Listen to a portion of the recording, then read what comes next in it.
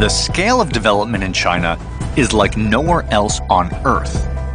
But this rapidly modernizing landscape comes with its own costs. Once close-knit communities are being separated by urban migration. In this vast country, it can be a challenge to stay in touch. New media has jumped on the opportunity to bridge that gap. One company is solving China's problem of alienation by bringing people back together virtually. 3 years ago, a small group of Chinese entrepreneurs invented something called WeChat. This mobile-only social media platform now has 400 million active monthly users, and literally 2/3 of the entire country has a WeChat account. WeChat isn't your average messaging app. Their innovations have fundamentally changed the way Chinese communicate and interact, online and off. Popular functions include Moments and Shake, both of which are social media platforms unique to WeChat. But their most transformative feature has been voice messaging. WeChat popularized voice messaging. Now, text messaging in Chinese is laborious. So WeChat found a way for people to send voice memos instead. It's now a ubiquitous form of communication throughout the country.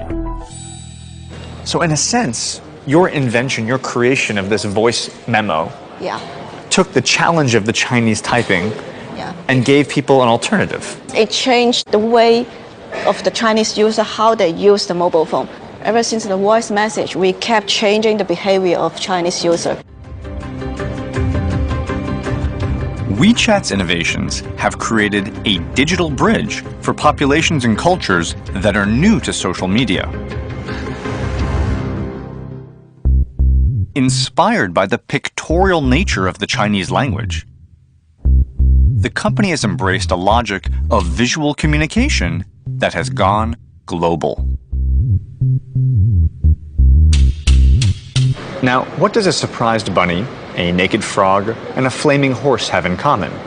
Generally speaking, practically nothing. However, if you're Chinese and you use WeChat, these stickers are rapidly becoming a new form of communication. Stickers are animated standalone expressions. And because they're not tied to any specific alphabet, they can transcend language. So who's that, Koala?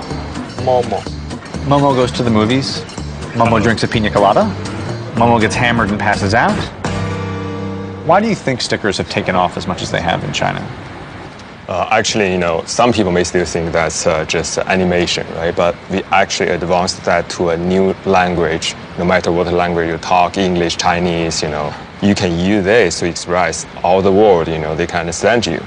But that's universal language, right? Stickers are both limitless and completely customizable. They can represent virtually anything. There's just a sort of point in time, you've made it. You've done all you're going to do, and you've sort of achieved that goal, and it's time to retire. And this is that moment for me. I'm an emoticon. For WeChat, the entire country is like a gigantic playground and test lab, where they're able to observe and engage with a rapidly evolving society. Their goal is to continue to invent novel ways for users to connect with one another. More and more people are moving to the big cities from small cities. So they will find very difficulty in meeting new friends, talking to their old friends. Everything in the big city, the life is too difficult for them. So the way to connect is not necessarily obvious to everyone. And then all of a sudden, WeChat comes around at the exact right moment. Yes, that's how the story happened.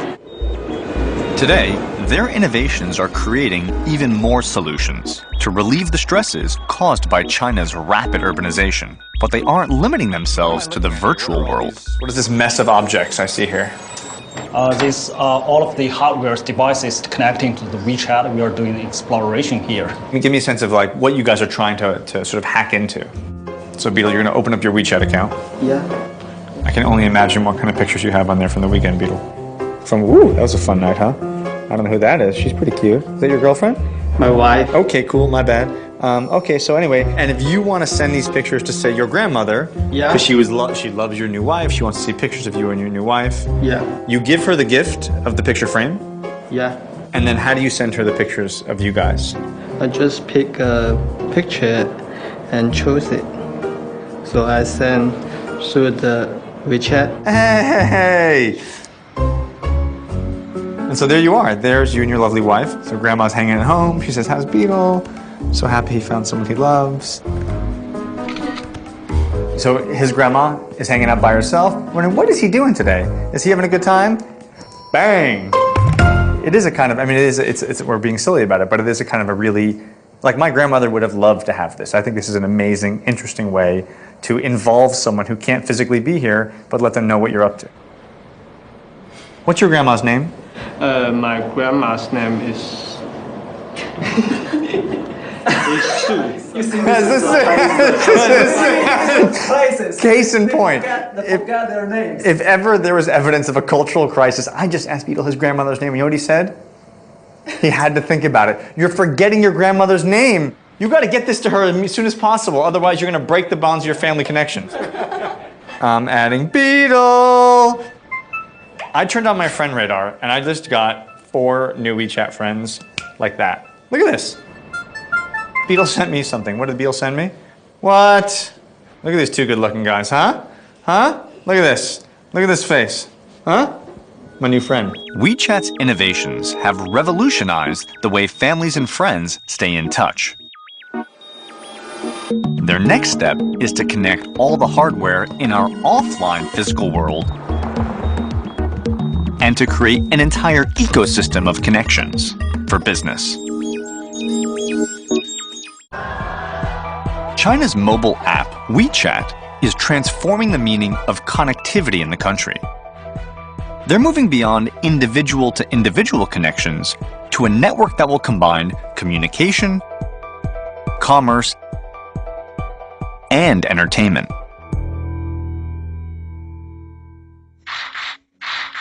Well, in traditional model, people just sit in sofa and watch TV, just silent, and say nothing and do nothing. And they just receive the information from the TV station. You're interested in actually changing that relationship, making it a 2-way dialogue. Yeah, a contact. A contact. Yeah. WeChat's goal is to give millions of viewers the power to choose. By shaking their phones, they'll be able to vote for their favorite artists on TV, purchase the same clothes an actor is wearing, and even decide what happens next in a TV drama. So in a sense, TV has been giving you the information since you were a kid. Yeah. And now with this, you want to start talking back. Everybody wants to express their ideas. WeChat wants to radically change the way people use mobile phones. To date, their network includes over 5.8 million accounts from a diverse range of industries. Literally 1/5 of all Chinese companies have their own WeChat account. And every day, it's joined by nearly 15,000 new participants. They're using WeChat to manage their businesses and to interact with their customers. Individual users, companies, and media are all connected within an ecosystem in a new interactive way. And they're constantly working to define and refine how new media will shape their lives in the future. Beijing is here. So these are the huge areas. Beijing, Shanghai. Shanghai, Guangdong. This is tomorrow. Yeah, tomorrow. You know, Alan, it seems to me that there are certain moments when a technology sort of transcends its function and becomes a part of culture. And it seems to me that WeChat has done that. Whether it's the mobile talking or people photographing their food, WeChat has become a part of Chinese culture in just 3 years. What's led to that level of penetration? 第一个方面是说，是由智能手机的这种特点所决定的。那我们会听到很多这样的新东西，比如说摇一摇或者扫一扫。我们将来可能还有别的一些类似这样的一些行为，它就是把手机变成我的一个手的延伸了。随着这一个时间的变化、市场的变化，我们会连接更多的东西进来。我们是一个应该说是一个高度抽象的一个信息的一个中心处理系统，然后把它再分发给需要信息的所有的接收单元，包括人或者企业或者一些物品。WeChat as a case study speaks volumes about how China works. A big idea with massive adoption on a huge scale. Let me put this in perspective.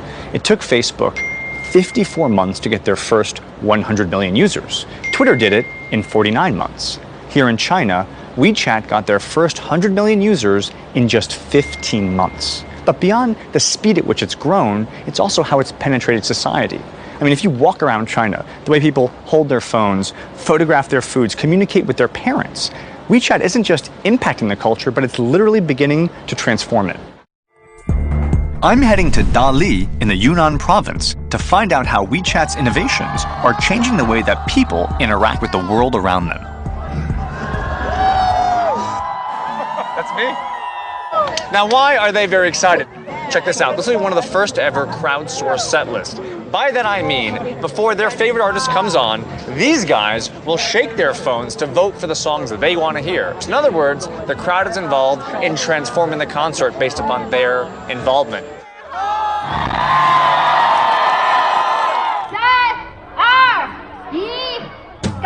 Now the shaking has begun. There it is. Come on, number two. Come on, number two. There it is.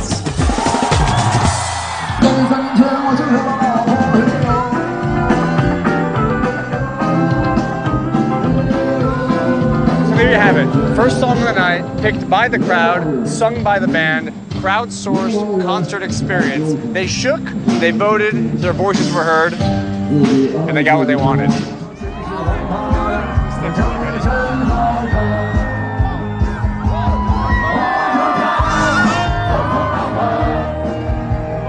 WeChat's concert is emblematic of the remarkable changes happening in China today. This is just not something you would have seen here even 3 years ago.